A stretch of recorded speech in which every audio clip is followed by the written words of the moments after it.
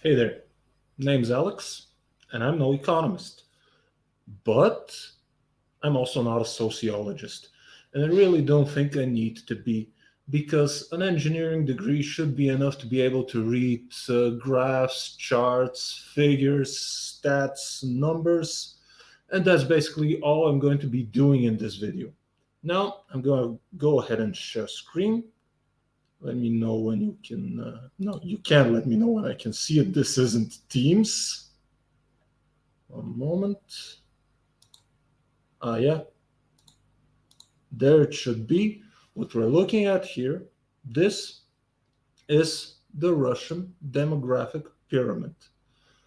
And this pyramid tells us a lot of interesting things. Like, for example, this shows us the breakdown of the Russian population, the population of the Russian Federation by sex. We don't talk about gender on this channel, we talk about sex and age. And what we can see, this is a breakdown of per year as of the 1st of January 2024. This means X number of 1 year olds, X number of 2 year olds, etc. Now, what we see from this chart is starting all the way from zero all the way up to the top, where the oldest people are close to 100 or 100 plus. What this pyramid tells us a few things. First of all, we see that the most people in Russia of either sex are somewhere around. This would be 40. This would be 39, 38, and I'm guessing that this is the same for. Yeah, there are most Russian men are aged 38, and most Russian women are aged 39. Now, what we see when we look at this graph, starting from the bottom, this means something around 600,000 newborn boys during 2023, and something around 600 newborn girls also. That's the number of people who were born and are under the age of 1 during 2023, as of the 1st of January 2024. And we notice that up until something like, I think it's 31 years old, boys, boys and young men outnumber girls and young women for some reason. This looks to be like something of a fluke. I assume it's random, unless it's something like what they do in China, as a result of the one-child policy, where you're allowed to have a second child potentially, but only if your first child wasn't a girl. And what that sort of policy results in is a lot of aborted baby girls that never get born. Now, they would call me a misogynist, but here I am pointing out a horrible genocide that's taking part in China of unborn girls. Now, maybe this is not the video where I'm going to be talking about abortion. I think this topic is left to some other video, not on a sociology topic, not on a demographics topic. Anyway, for some reason, uh, up until the age of 31, where it appears that 31, or yeah, maybe it's 31, up until the age of 31, boys and young men outnumber girls and young women in Russia. But at 31, they seem to reach something like parity. And after that, it seems like this would be year. No, actually, I think it's up until yes, up until 31, and after the age of 32, there are more women now than there are men, and we can see the dark red bars represent how much more women there are in any age than there are men. Now, we know, and this is not just in Russia, this is also in the West, that normally women outlive men and by a lot. And why is that, you may ask? Well, for some reasons, there are multiple reasons, including in the West, men are the ones who ride more bicycles, who are more reckless drivers, who drink more, who smoke more, cigarettes mostly, not the other stuff. It's the cigarettes that kill you. And also, we're the ones that work in the more hazardous, dangerous, life-threatening jobs. We are in general more risk takers. We're more prone to taking risks. We're more prone to having any all sorts of dangerous behavior. We get into more fights. And one important factor that distinguishes men and women in this regard is that we are more likely to go to war when there is war. And if you haven't heard over the past two and something a few months, 2 years and a few months since, or in the past 2 years or so, Russia has been at war, even though they've been calling it a special military operation. And what this war has been doing, it has been taking young men from this would be 19 and this would be 18, all the way maybe up until between, between from here all the way to here. It has been taking young men and sending them into a slaughterhouse, basically, where a lot of them will die. And war is such that even if you survive, and even if you come back with first you come back in one piece and with all your parts attached, all your constituent parts still attached to you, the emotional and psychological effects of war stay with you. You bring those back home, back into society that you're trying to reintegrate into, and they may also result in other unhealthy habits such as increased drinking, smoking, and other harmful habits that uh, also contribute to putting someone in an earlier grave.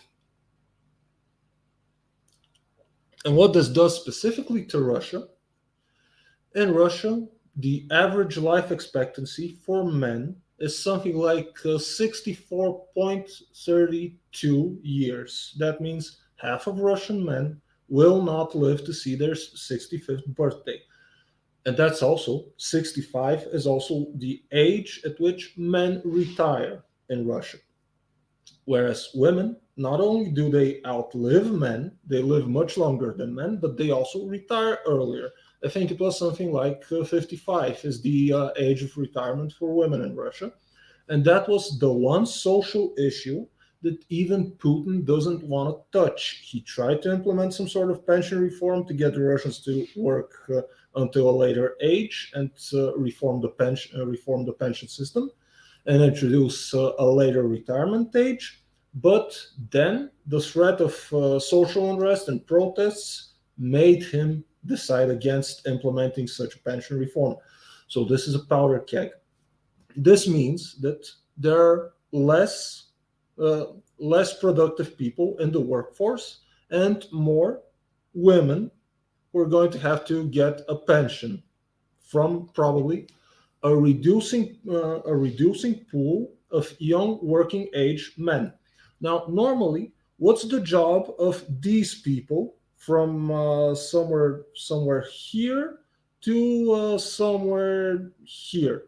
Well, their job is, if they haven't already, depending on their age, what their job would be to complete higher education if they haven't already, to start a career, to work, to contribute to GDP and economic growth, to contribute to social security and social welfare and a pension system, and also check this.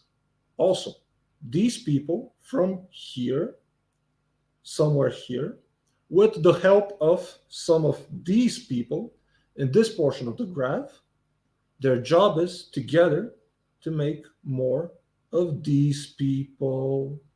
And you can see that there's been a trend for at least 6 years or so of reducing births, not just male, but also female. every consecutive year, there have been less births of children. I can't even explain what's this what's this baby boom here around 10 years ago due to, what caused it. But if there are less people born now, that means there are also less people born next year.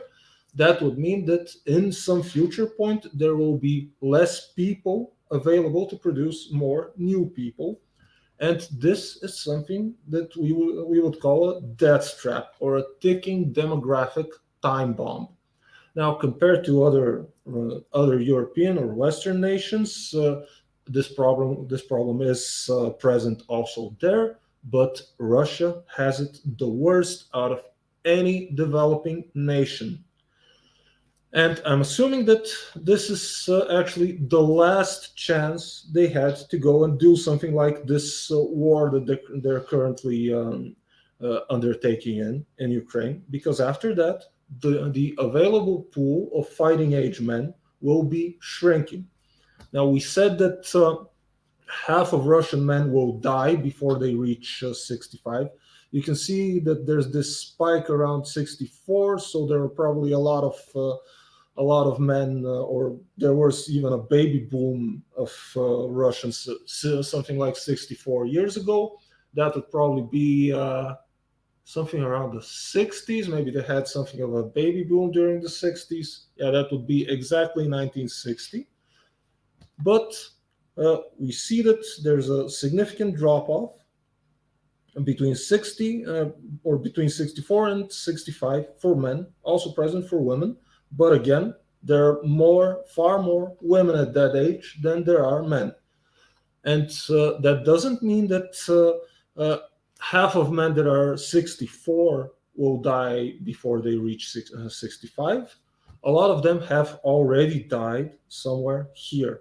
Again, due to a lot of the more unhealthy, riskier, and resulting in an earlier grave than otherwise behavior of men. And what you would like to note is that it's typically men doing things that the women would be telling us that's harmful, that's dangerous, that's bad for you, that's bad for your health, don't do it. And we go and do it anyway. We never listen. And that's something that results in us going into an early grave. But also, when duty calls, when your government and your nation decides it's gonna go kill some other people and take their land, it's typically these people, the people in this range, that sacrifice and pay the ultimate price. And a lot of which also, a lot of those that survive are either wounded, heavily disabled, or even if they come back with zero wounds or physical scars, the mental scars are far more difficult to detect, but they can stay with you. They can make you less capable of integrating back into civil society. And working, having a family, raising children, creating a career, etc. These are the kind of things that end up hindering you, even though they don't appear on the surface. But that's what the Russian government has decided that it needs out of a lot of its young and middle-aged men to do, instead of generate some more wealth, work, and produce more children so that there are more people in the future. They decided that those people need to go kill other people and also die themselves. Maybe even, if you were to believe the Ukrainians and Western sources, at a disproportionate rate. Not only is this currently a losing battle for the Russians, but they're also setting up for themselves a future ticking demographic time bomb that will blow up in their face. Now, if you were to look at the number of newborn boys during the last year, if there's another war in something like 17 years from now in the future, who would know, who can predict? That's going to be your available pool of 18-year-olds then. because you don't make 18-year-old boys right now. You have the 18-year-old boys available that were born 18 years ago. The time to produce new 18-year-olds today was 18 years ago, unfortunately, and there's no other way to make them. I did another video about the Bulgarian pension system specifically, which normally pension systems, the way we do them in the West, are the biggest Ponzi scheme, the biggest pyramid scheme known to man. And when your demographics pyramid is upside down, as it appears that it's going in Russia, when your demographic pyramid is upside down, there's no way your financial pyramid scheme of a pension system is going to be doing well. So look out for interesting demographic developments in Russia of their own making, I would say. It's their decision to send their young men and middle-aged men to die and be permanently physically and mentally scarred, making them more difficult to adapt to civilized civilian society, civilian life, work, and starting and creating and raising a family. They decided by themselves that they want to lay this demographic mine for them.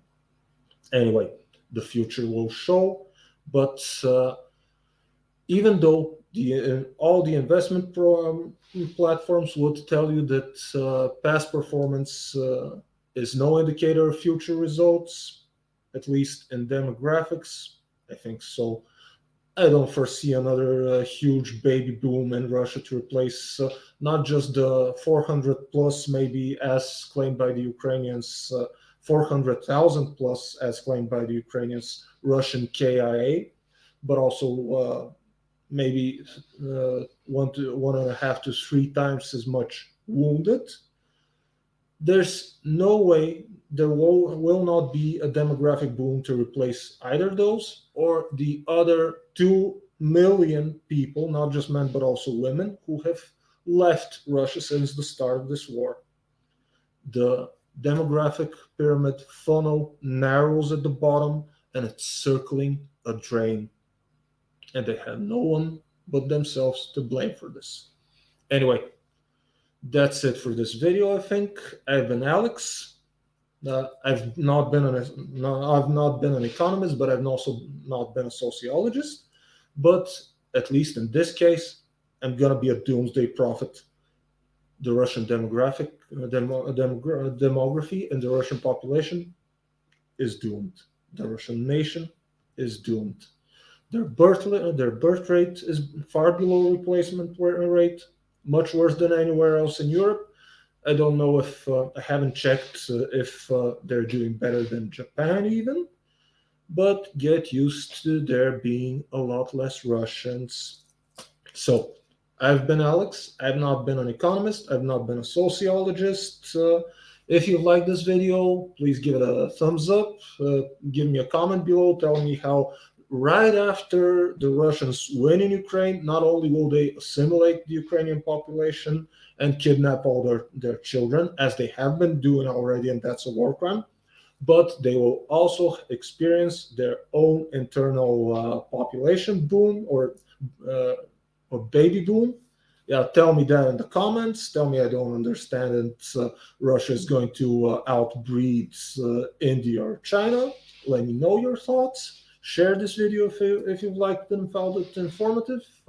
Subscribe to the channel. I'm trying to produce more videos. And also, if you want to support the process, there will be ways in the description of this video of how you can support more future and better quality videos on this channel. And thank you for watching, and peace, because peace is what results in better birth rates. Bye.